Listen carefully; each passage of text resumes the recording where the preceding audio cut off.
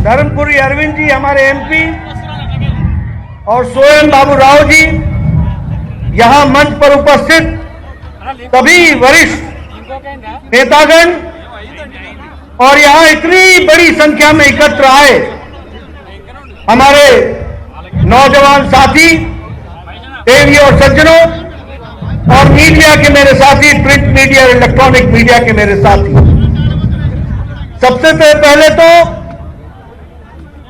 ओरुगल्लू गड्डा वारंगल प्रजालाकू ना नमस्कारम।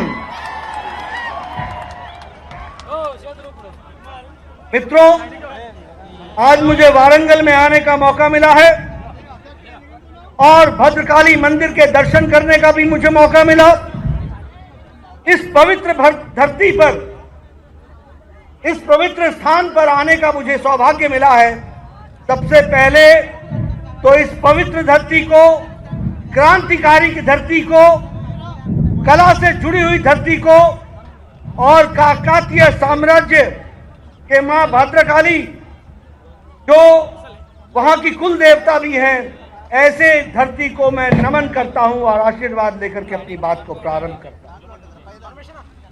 मित्रों, अभी मेरे बाद क्योंकि मुझे जाना है, इसलिए हमारे नेतागण आपसे बहुत सी बातें बड़े तफसील से करेंगे और वो आपके सामने सारी बातें विकास के दृष्टि से रखेंगे।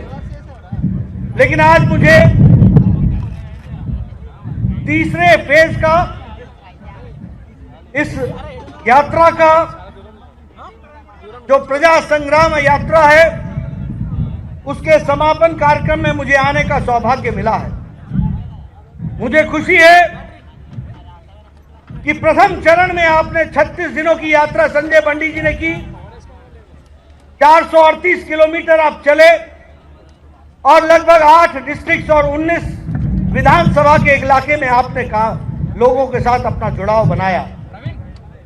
मुझे इस बात की भी खुशी है कि दूसरे चरण में आप लगभग 31 दिन आपने पदयात्रा की और आपने 383 किलोमीटर की यात्रा की।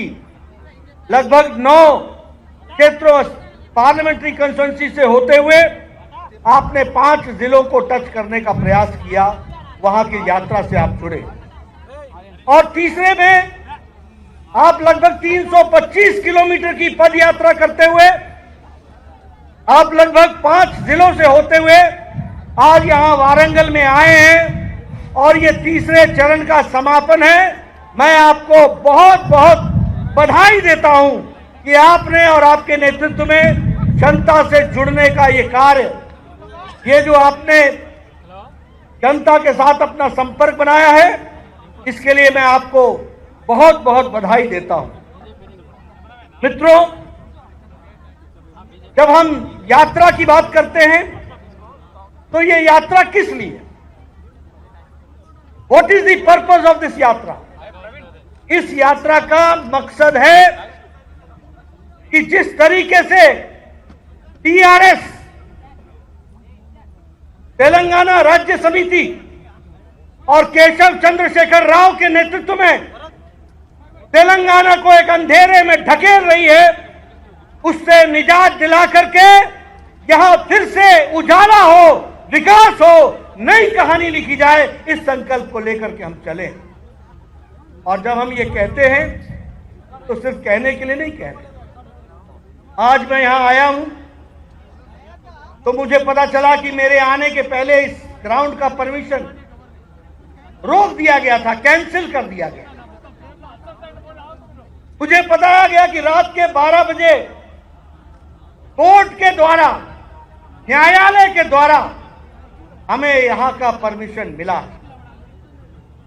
मुझे बताया गया कि जब मैं एयरपोर्ट पे उतरा तो हमारा स्वागत नहीं हो सकता है, क्योंकि धारा 144 केसीआर की सरकार ने, ये अंधेरी सरकार, ये जनता विरोधी सरकार, इस सरकार ने धारा 144 लगा दी।